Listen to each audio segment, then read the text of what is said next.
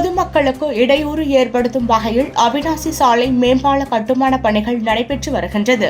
இதனால் ஆயிரக்கணக்கான பொதுமக்கள் பாதிக்கப்படுகின்றனர். கோவை திமுக மாவட்ட செயலாளரிடம் மதிமுக கவுன்சிலர் மனு. கோவை பீளமேடு அண்ணா நகர் பகுதியில் உள்ள திமுக மாநகர் மாவட்ட செயலாளர் கார்த்திக் அலுவலகத்தில் கார்த்திகை சந்தித்த கோவை மாநகராட்சி 26வது வார்டு மதிமுக கவுன்சிலர் சித்ரா வெள்ளையங்கிரி தனது கோரிக்கை மனுவை வழங்கினார்.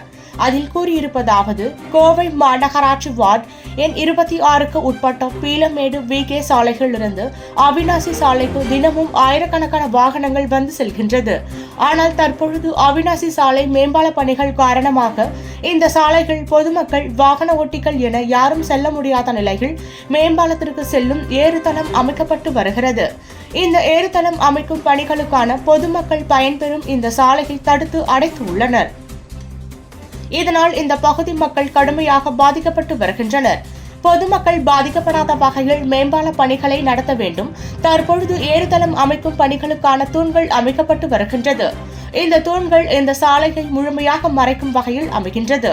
எனவே இந்த ஒரு ஏறுதளத்தை வேறு இடத்தில் அமைக்க நடவடிக்கை எடுக்க வேண்டும் என்று மனுவில் குறிப்பிட்டுள்ளது.